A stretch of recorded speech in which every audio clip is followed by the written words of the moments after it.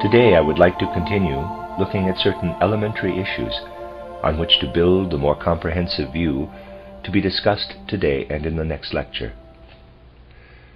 It is natural that a person who during his life begins to sense his capital I begins, as it were, to awaken consciously in his I, should want to reach insight and clarity about it and its relation to the world.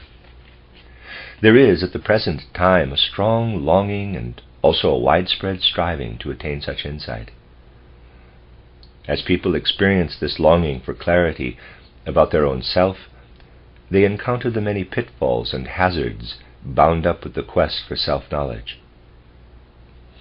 People tend to assume that they are seeking a more or less simple entity.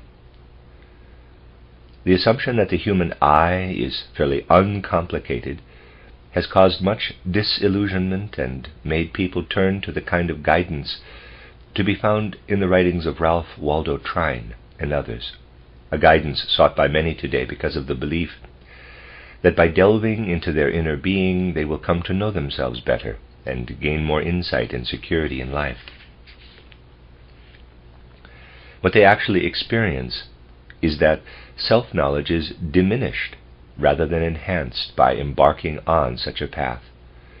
If they endure this disillusionment, which is already hard to bear, the pitfalls and hazards become all the greater. It is well to be clear, at least in principle, why self-knowledge is so difficult to attain. There is no simple, straightforward path along which self-knowledge can be sought. The self, the I, can be discovered, or at least sought, through thinking, through feeling, and through the will. In each case, something is discovered which one can claim as the I. Whether the attempt is made to reach the experience in the realm of thought, in the realm of feeling, or else to attempt it through the will, one always gets the impression that through these soul powers one must be approaching one's inner being. A person may at first try a path by means of his life of thought, that is, attempt to depict the I to himself. Especially people who are philosophically inclined have in recent years become convinced that this is a secure path. They will say, that which I look upon as I remains from birth to death the same entity. If I look back in memory over my life, I find that I am always the same. However, the statement is contradicted daily for every normal human being, as I have often pointed out. Between going to sleep and waking, the ordinary person has no means of knowing how things concerning the I really are. He has no external observation of the I during sleep. The I he depicts to himself he can only relate to the times he was awake. During sleep, the chain of his life's external events is broken. This is easy enough to see. Therefore, he who believes that the I lives in his thoughts in such a way that he can actually find it there must recognize that it is blotted out every time he sleeps, at least as far as his consciousness is concerned. Something which plunges into darkness and becomes imperceptible every night cannot be regarded as having a secure existence. Thus the person who seeks his I along the path of thought may, in a philosophical sense, have a clear enough picture of his I, but it will not offer him much satisfaction. Even if he fails, through simple reflection, to recognize that the mental picture of his I vanishes every night, it cannot give him any feeling of real security. His inner being as a whole, appearing more substantial than mere ideation, soon makes him aware of the unsatisfactory nature of the merely depicted I. What is found along this path in one's search for the I is, so to speak, too rarefied. But why is that the case? You must realize that it is by no means easy to find the kind of ideas that will truly express and illumine the facts of spiritual life. The reason is simply that our speech, our language, causes the greatest difficulty. One often feels as if entangled in a linguistic web when pondering and struggling to find adequate words. The drawback of the merely philosophical approach is the difficulty one has in getting free of the restrictions imposed by language. And quite apart from that struggle, there is the feeling of dissatisfaction with what speech is able to convey, particularly when seeking the I through the mental activity of forming thought pictures. You will soon experience this when you study philosophers who have much to say about the I. You get the feeling that their thoughts are too rarefied, too thin, and you are left with a feeling of unreality and insecurity. There are people who believe that because one is able to think the I, this thought is in itself a guarantee that the I will go through the portal of death into the spiritual world. But one's life of feeling tells one that if the I is extinguished every night, then it is feasible that it is also extinguished at death. This feeling is one of the pitfalls that leaves one feeling insecure. But what causes it? One learns to know the true nature of the I that is merely glimpsed in ordinary thought life when one becomes able to compare it with the I that can be discovered through spiritual science. This I is not extinguished in sleep, even if ordinary consciousness is. It must be conceded that from a certain aspect, please note only from a certain aspect, there is a measure of truth in what is said by some philosophers, such as Ernst Mach, that the I cannot be saved, for it is something unreal. They maintain that all the many experiences we have our whole life long string together like pearls, and because they do not derive from them the picture of the I, let me read that again, excuse me. They maintain that all the many experiences we have our whole life long string together like pearls, and because they do, we derive from them the picture of the I, but this is not a reality. Such philosophers regard the I as a mere thought, and see no reason why a thought should be regarded as having real existence. Yet in our mental life we know of no other I than the rarefied entity which is extinguished every time we fall asleep. This I is only like a picture in the mind. The question we must ask is, in the light of spiritual science, just what is this mental picture of the I? Spiritual science reveals that the mental picture we commonly have of our I is not at all identical with the one we find through spiritual science. This discovery is of the greatest significance. The I of which we form a mental picture is deprived in the present incarnation of inner effective life. Purely on the basis of this I, we could not in truth say I exist now, at this moment in time. The mental picture we have of our I is no guarantee that we exist now, in the present.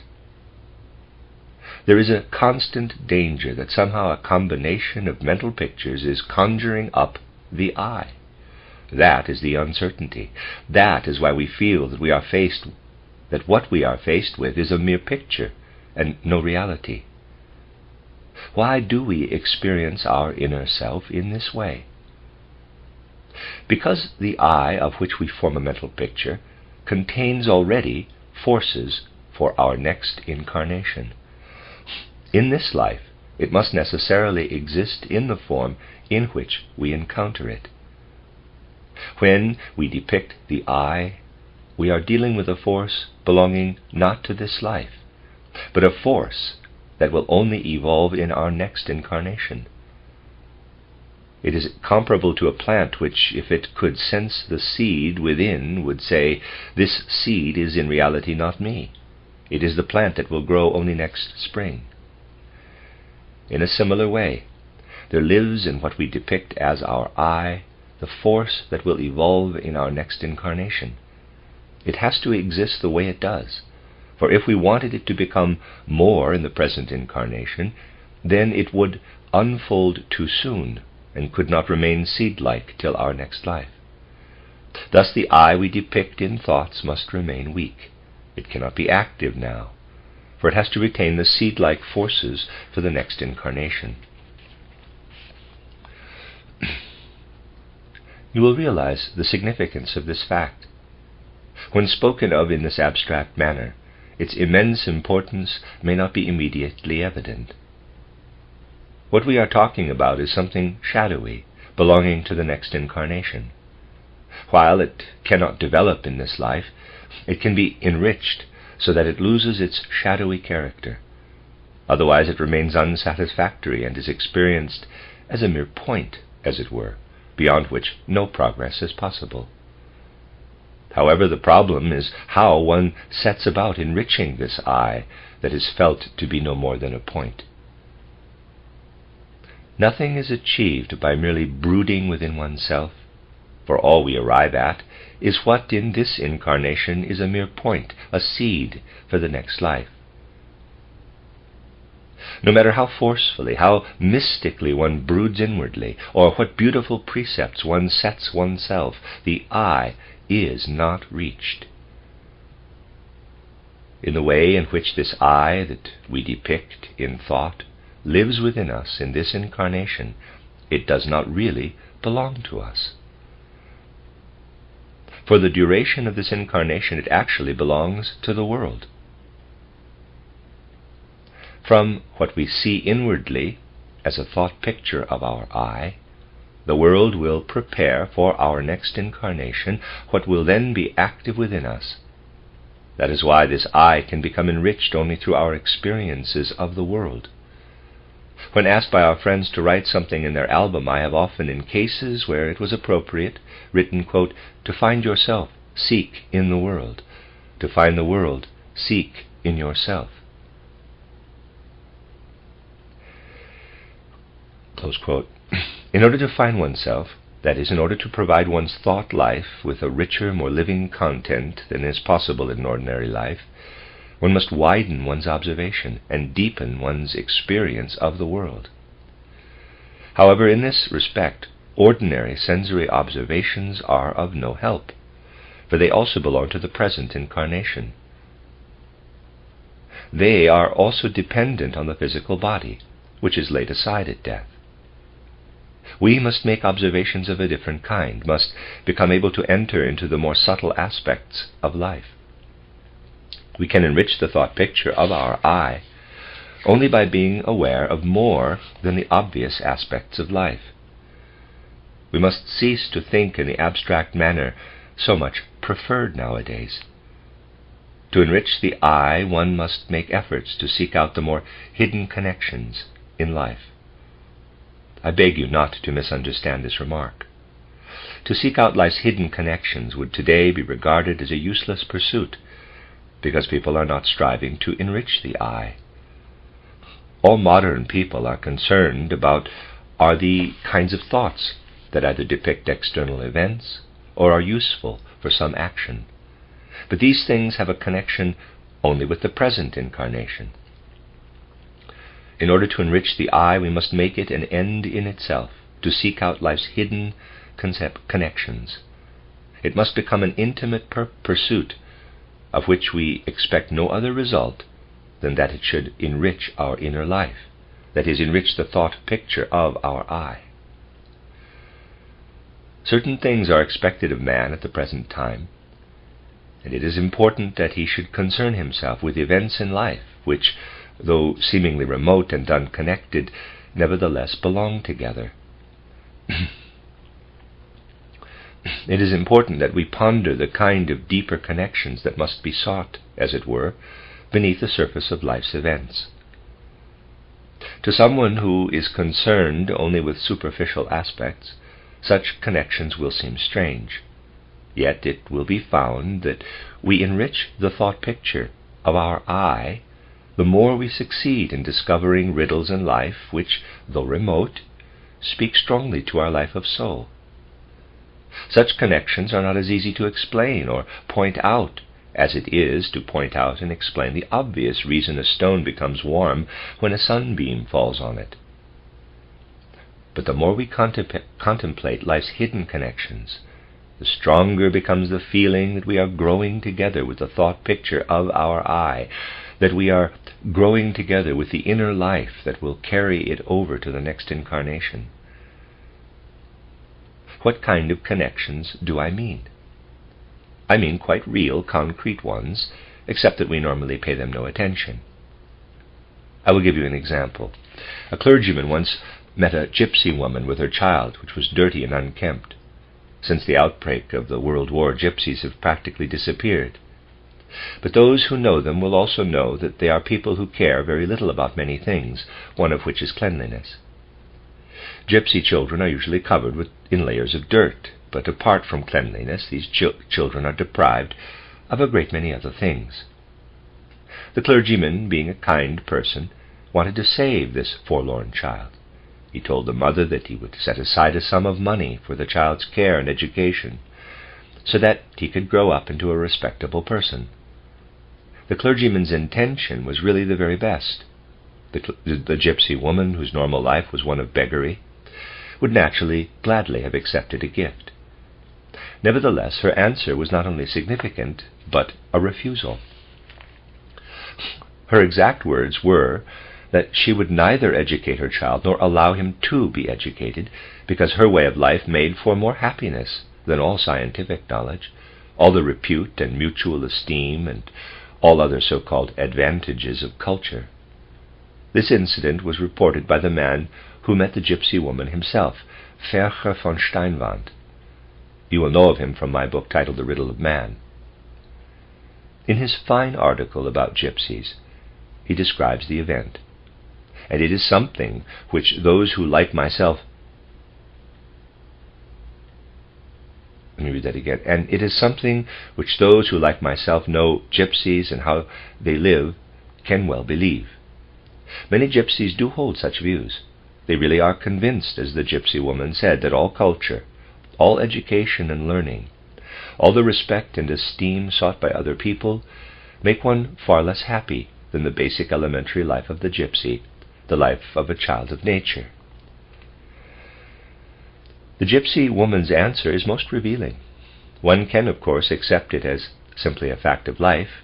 Most people do. But one can also discover in such opinions the kind of hidden connections in life of which I spoke. It may occur to someone, as it did to Fercher von Steinwand, that someone else's opinion is, in a strange way, related to that of the gypsy woman. This someone is a man from a background of culture and learning, who, nevertheless, posed the question whether culture makes human beings happy or less happy in life.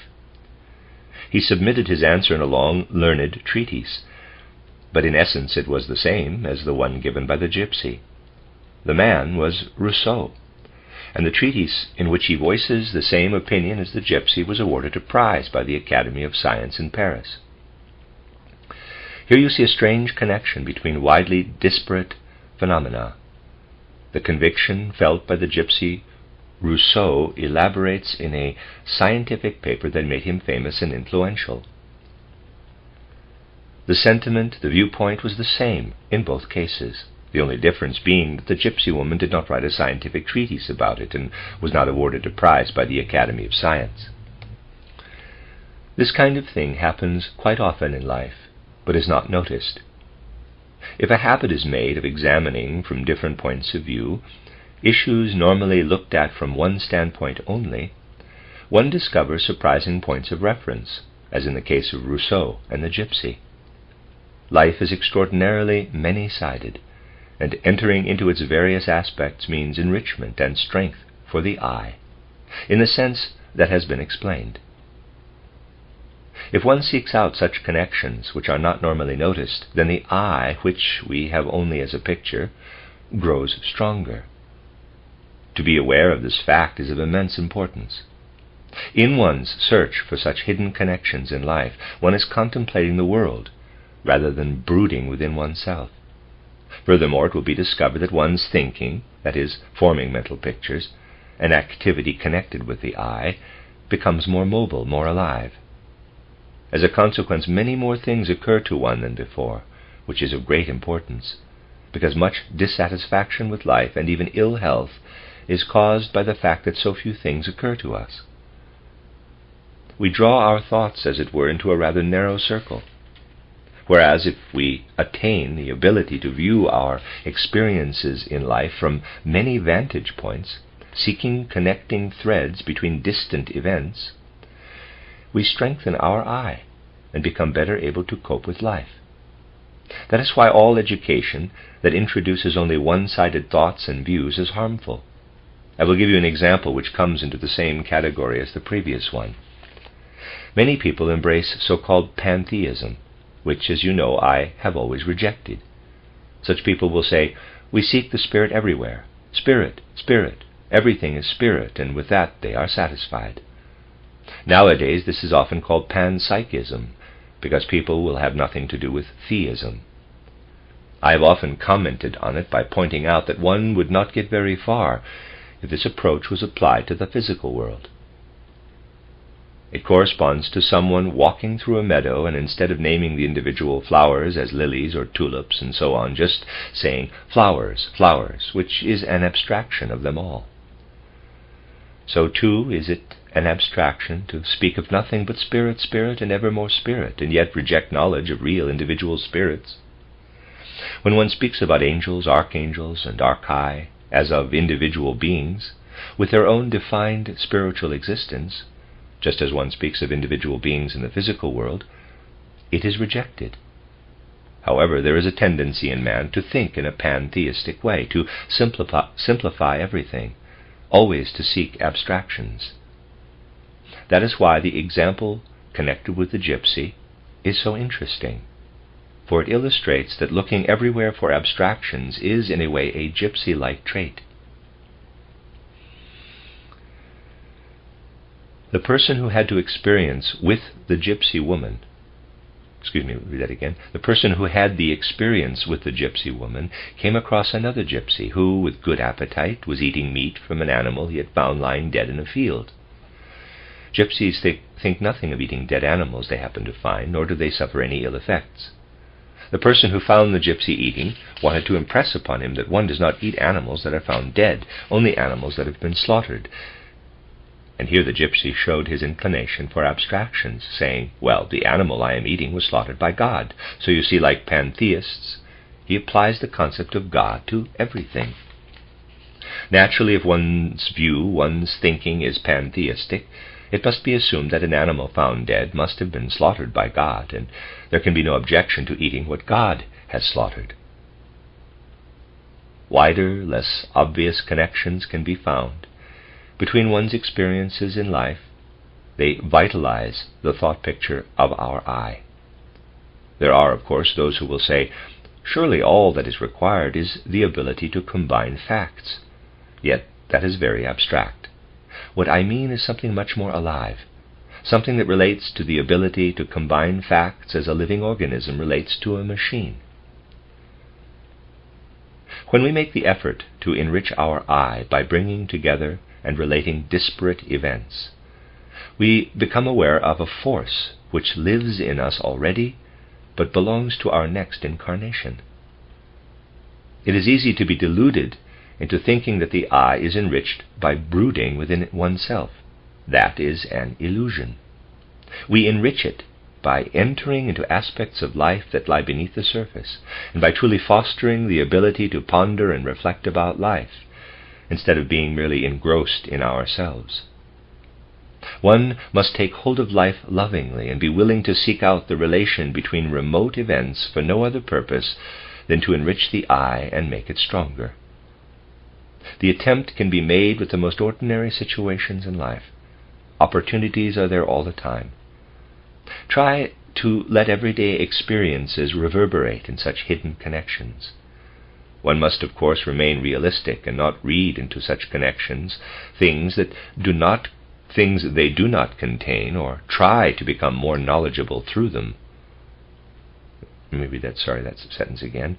One must, of course, remain realistic and not read into such connections things they do not contain, or try to become more knowledgeable through them. That is not the purpose.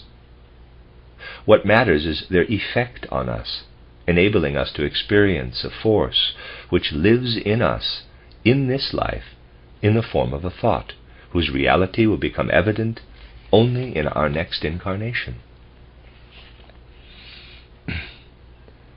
When we become conscious of such hidden connections, the possibility arises for us to become aware not only of the fact that the thought picture of our I is the foundation of our next incarnation, but also of how it exists between death and a new birth. This requires a greater awareness of how we adapt to life, indeed of how people in general adapt to and deal with life. Here again, the more obvious aspects are not the most important for the attainment of the inner sensitivity that enables us to become aware of the way we exist between death and new birth. The insight one seeks to attain of the beings and events of the spiritual world must be sought in subtler ways than is customary today. Life in the physical world is completely different from life in the spiritual world.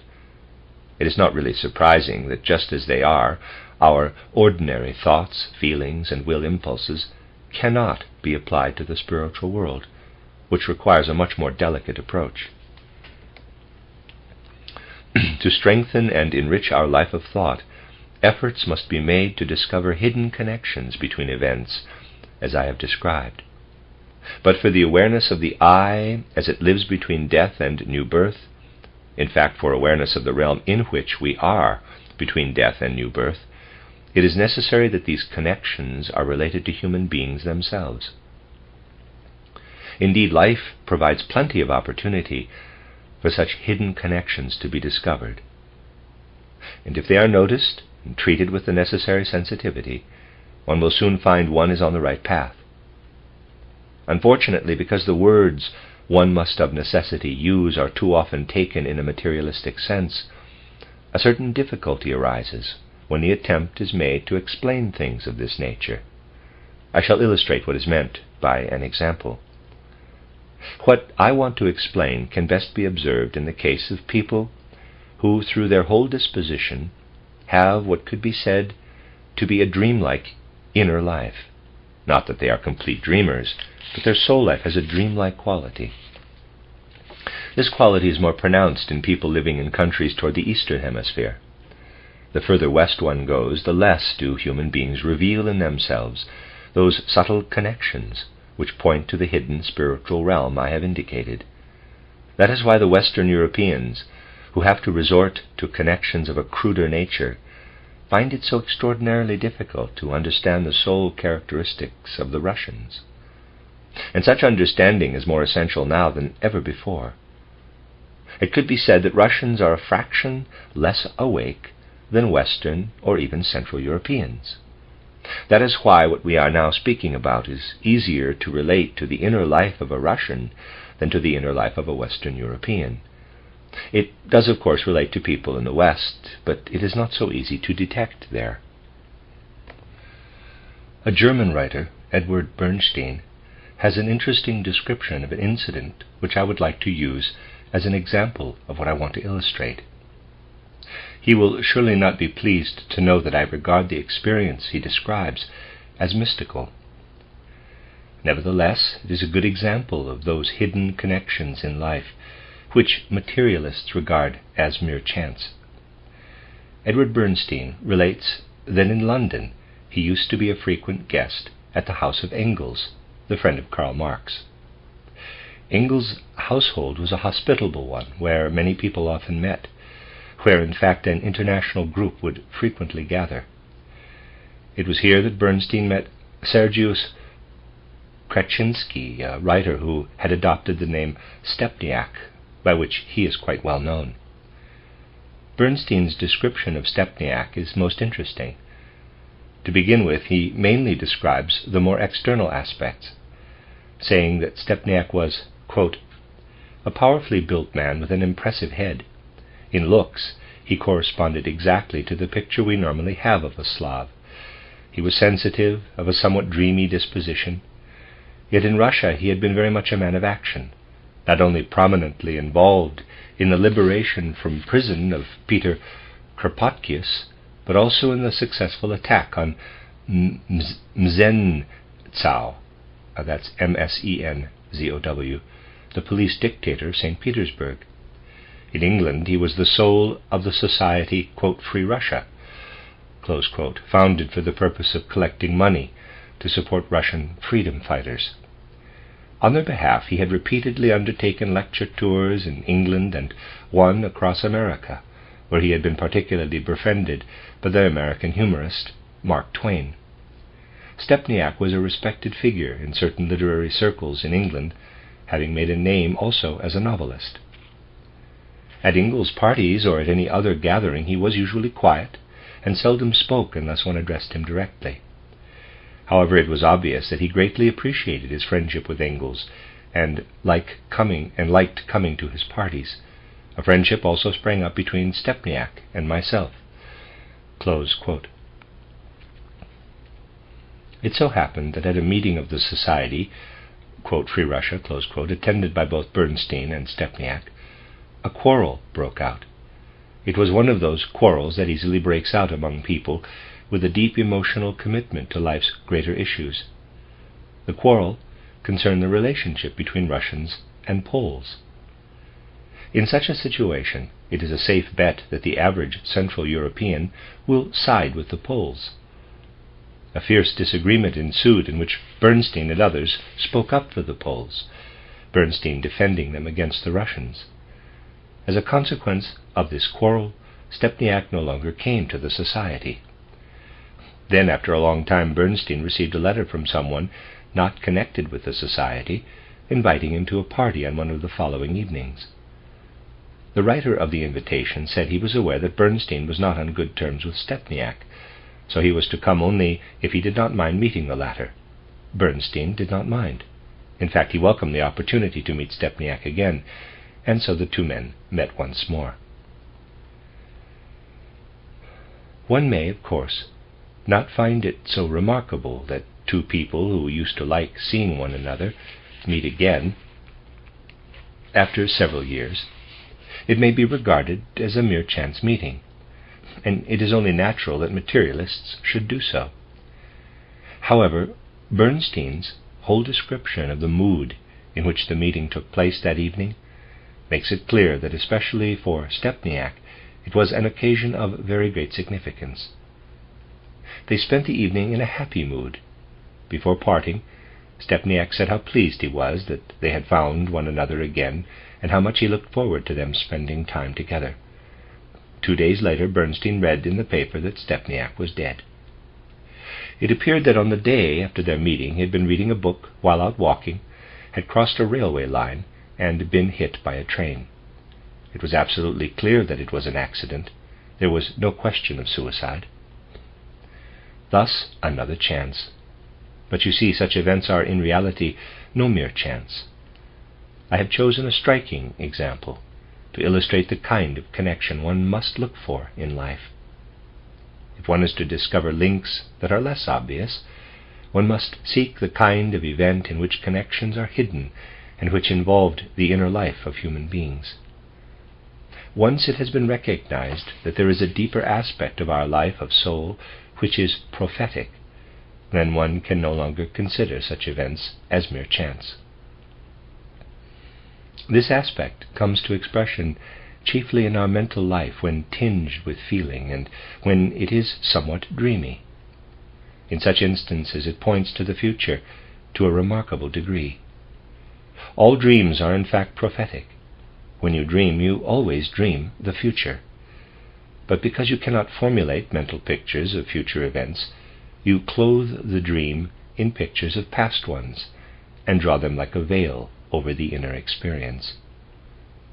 There is a deep connection between what we dream of the future and the clothes we put on it when we awake.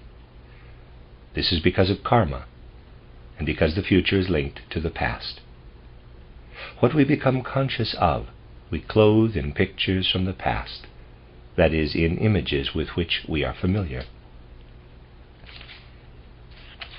Though we are aware of only a fraction of our dreams, we dream the whole time between falling asleep and waking. When someone is in a dreamy state during waking life, it is not without effect on his karma. Anyone who really understands what I have indicated concerning life's hidden connections will recognize in this incidence a definite picture of how karma works. Had Stepniack not been the sensitive and dreamy person he was, then the effect produced by the connection between his conscious life and the hidden current of his karma would have been less effective. It would not have been strong enough to bring about on the last evening, practically at the last hour, the meeting I have described. The more our ordinary abstract mental pictures are obscured by a state of dreaminess, the stronger our power to attract karmic connections. Naturally, it is also possible in ordinary life to take note of things and adjust one's actions accordingly. But here we are concerned with a person of a dreamy disposition, who, not in full consciousness, but while in a dreamy state, brings about, just before going through the portal of death, the opportunity that enables him to meet the other person once more. Such fine, more delicate connections must be recognized for what they are, namely a source of enrichment for man's inner life, an enrichment that provides the striving human being with a perspective on life between death and new birth. One must become more attentive to finer details in the present life and seek out threads between events in which human beings themselves are involved. Certainly these things must not be understood materialistically. What I have said must not be taken to mean that Stepniack brought about the meeting with Bernstein through some kind of inner force of attraction. That would be a materialistic and completely wrong interpretation. These things must not be regarded in such a crude manner, as though they could be proved by natural scientific means.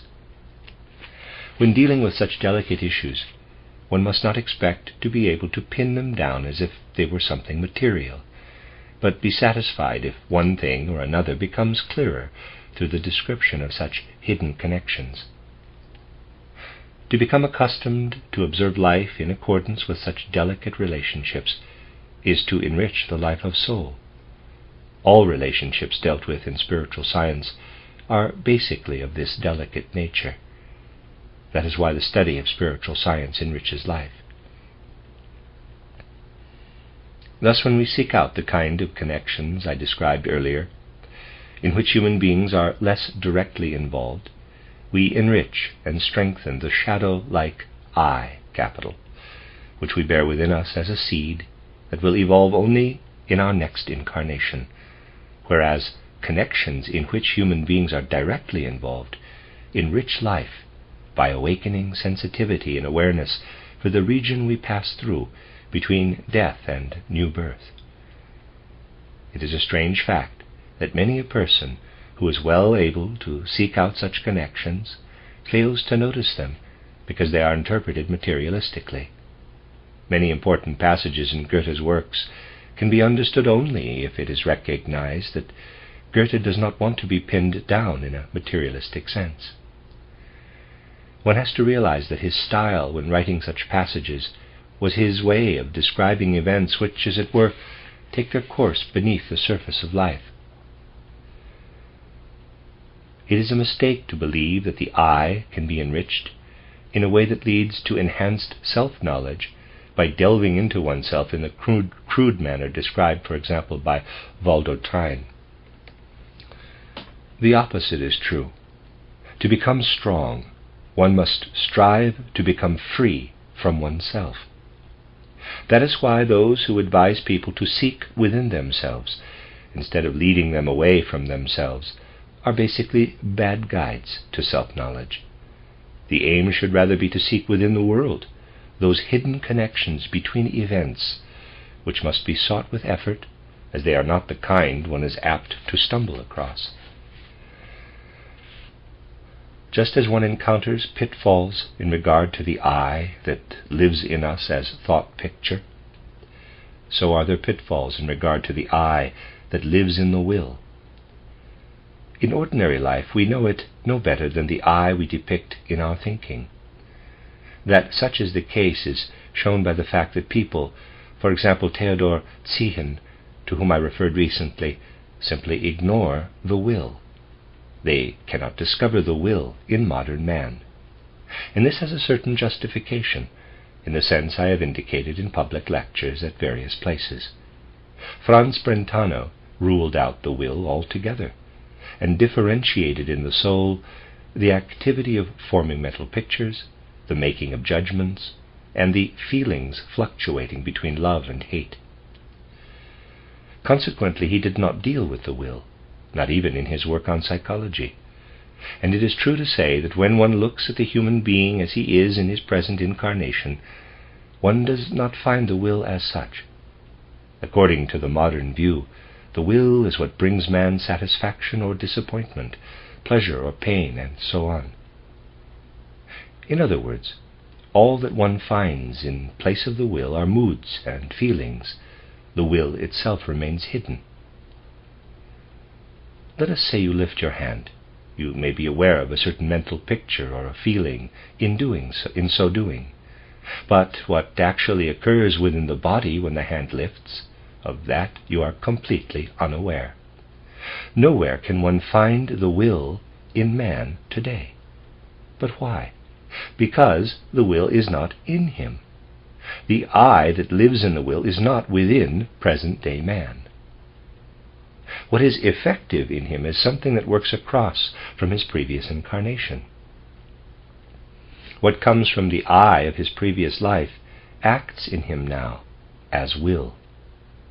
When I say I am, I live within the seed of my next incarnation. When I say I will, I live in what acts across from my previous incarnation.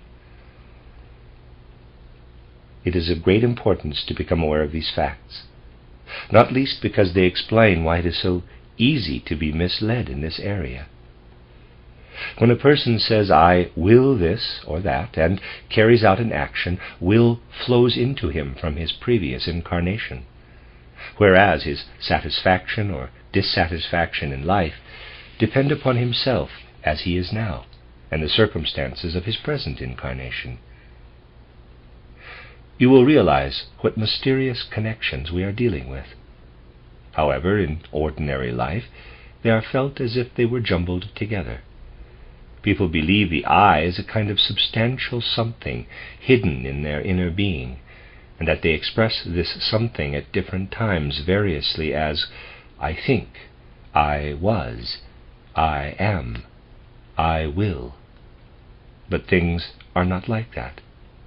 When I say I am, I rely on a force which I have within me, the way this year's plant has within it the seed that will develop only next year. Thus when I say I am within a force which becomes a human being in a future incarnation. When I say I will, I act out of a force that was in me in a former life on earth. When this has been grasped, one realizes that it is only as far as our life of feeling is concerned that we are, as the philosophers express it, in modus presens, in the actual present. The only sole force that is fully real in our present life is that of feeling. Our being is interwoven with time in a threefold manner. There exists in us something that works across from the previous incarnation, what we feel now, and something whose effect carries over into the next incarnation. Just as this year's plant grows from the dried seed of the previous year, so does our will, which gradually flows into the world, issue from the I that was the dried seed in the previous incarnation, whereas the seed for the incarnation to come is what we now think of as the I. That is why I could write in the article that appeared in the April 1916 issue of the Bern periodical titled The Realm, quote, our path through the spiritual world can be traversed when we discover what thinking and willing encompass. close quote, because neither thinking nor willing live in us as something belonging exclusively to the present life. Rather, they point through their spiritual connection from a former life on earth across to a future one. Feeling, on the other hand, we experience now directly in its spiritual reality, which is why feeling cannot be developed through inner initiative. We can only guide it, whereas thinking and will can be transformed through concentration and meditation. Many people will ask, how do I attain a closer relationship with the being we speak of as the Christ? One cannot give a simple formula as answer. The whole of spiritual science deals with issues which through their very nature lead to the realm in which Christ lives. As you all know, only once, at the time of the mystery of Golgotha, did Christ walk on the earth as a physical human being. Only then was it possible to know him as one can know a physical person in physical surroundings. If today one wants to draw near to Christ, one must seek him in the form in which he now lives, within the earthly sphere. He must be sought in life's finer, more intimate connections, like those of which we have spoken today. Schooling oneself to seek out such delicate connections between remote events enables one to raise oneself into that realm of consciousness in which the Christ can be truly experienced. What I have just said can, of course, also be taken in a crude materialistic sense. Someone could say, I am implying that one cannot comprehend the Christ with the ordinary thinking that one applies to physical objects. People who speak like that are really expressing the opinion that things only qualify if they can be depicted in one's mind the way one depicts natural objects. This is the attitude of the materialist. No possibility exists to kindle in him awareness of the spiritual. Let us for a moment imagine a being so constituted that it could be detected only in dreams. No physical sense could perceive it, nor could it be grasped by ordinary thinking. A person who wanted to gain knowledge of such a being would have to develop the art of dreaming. Otherwise the being would not exist for him. It would not be the being's fault if he could not perceive it, but his own, due to his inability to do so.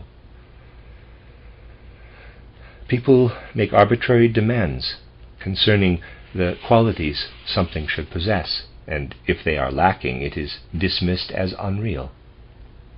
It must be realized that in order to be able to be aware of and perceive things which are not of the same nature as external objects, a different thinking must be developed, in fact an altogether different inner attitude.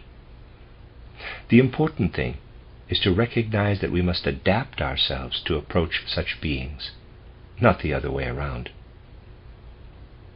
One could wish that the words could be found which would enable people to overcome their materialistic outlook and discover the subtler aspect of life. Even the most worthwhile people do not find it easy to enter into the kinds of things I have explained today. Such matters are ridiculed and regarded as the product of fantasy, to which we could reply, very well, regard it as fantasy. But the point is that the beings and things of which we are talking are so constituted that unless you have the power of fantasy, you cannot become aware of them. They reveal their true reality only to those who possess fantasy. As I said, one wishes the words could be found that make clear how necessary it is, especially in our time, to entertain such subtle thoughts in one's mind. Such concepts may be subtle, but they make the soul strong, so strong that it becomes able to comprehend the true essence of things. The soul discovers that it can penetrate far deeper into the real connections of things than is possible with a thinking that is schooled solely on the mental pictures derived from today's materialistic, natural scientific outlook. Today one finds that even those with eminent minds have forgotten how to engender the necessary subtlety. In the last lecture, I made it clear that I have the highest regard for Franz Brentano, not least because he did, through his study of Aristotle, develop subtlety of thinking up to a point. As I said, he could not accept spiritual science. This was due to many things, but principally it was because he still lacked the necessary mobility of thinking to penetrate to the spiritual aspect of things. One must at least strive to attain it. When people read my title Theosophy, or the second part of title Occult Science, one can often discover from what emerges just why their thinking stumbles. The same can be said in regard to Brentano. I would indeed have found it incomprehensible that a sensitive and astute thinker like Brentano should be unable to find the way, had I not succeeded in discovering an exact instance that reveals just where the difficulty lies. There are others, of course, but let me give you an example.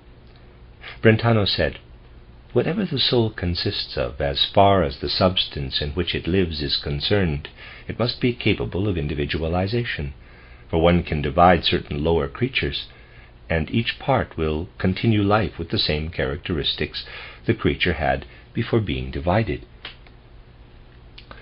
You will know that this is possible with certain lower worms. They are unaffected if divided and live on as two separate worms." From this, Brentano concluded that an independent soul must be present in each separate piece. In other words, if a worm is divided in two and both parts continue to live, there must be a soul in each. He further concluded from this that the soul and the body must be one unity. He made a comparison which convinced him that his view was right. He compared the event of the worm with a triangle, saying that the triangle divides into two triangles if a line is drawn through it. So he compared two concepts, that of dividing a worm in two and that of dividing a triangle in two, and let one explain the other. He considered the two concepts to be of equal simplicity and able to explain one another. But is it a valid comparison? For Brentano it was an important issue. But does it stand up to scrutiny? It does not. Let us say you have here a triangle. If you draw a line through it in a certain way, it does indeed divide into two triangles. Each half is a triangle, just as the worm, when divided, becomes two worms. However, if you divide the triangle differently, one of the parts becomes not a triangle but a quadrangle. In other words, only under certain circumstances do you get two triangles. An intelligent, astute man makes a comparison, but it is invalid. His thinking is not sufficiently mobile, not sufficiently alive to find a valid one. He stumbles with serious consequence. Had he not been misled into thinking that dividing a worm in two could be compared to dividing a triangle in two, he would have stayed on the right course. Dividing a worm into two parts has nothing whatever to do with two souls. One and the same group is effective in both parts. One could compare it with someone looking at his image in a mirror. If the mirror is broken in two, he has two images, yet he himself remains whole. Not the person, but the mirror has become divided. Likewise, the worm soul cannot be divided. It endures as does the person who sees two images of himself in the mirrors. Thus one and the same soul is present in the two parts of the worm. That is the true concept, corresponding to the reality. That concept Brentano could not reach. His thinking was not mobile enough and had become deluded by a false comparison. Had he made the comparison correctly, he would have noticed, as he divided the triangle, that the mere act of dividing does not guarantee that the result will be two triangles. In order to get that result, something else must be added, namely, the concept triangle, which is to be applicable to both parts after the division. Without the concept, the result may require two different concepts, that is, that of quadrangle as well as that of triangle. The comparison could have been valid if it had occurred to him that he had to use one and the same concept for both parts, and that it was this concept that guaranteed the division would result in two triangles. It did not occur to him. Consequently, he did not recognize that one and the same worm soul was effective in both pieces of worm, effective in the sense that it looked into the parts from outside, like someone looking into two mirrors. The need for greater subtlety of thinking is evident in all spheres of life. We shall not progress unless thinking becomes more alive and mobile, so that it will cease to cling to crude externalities. There never have been more obstacles to making thinking more alive. For that very reason, it is all the more necessary to promote science of one spirit. Only by working with subtler concepts does thinking become active and mobile.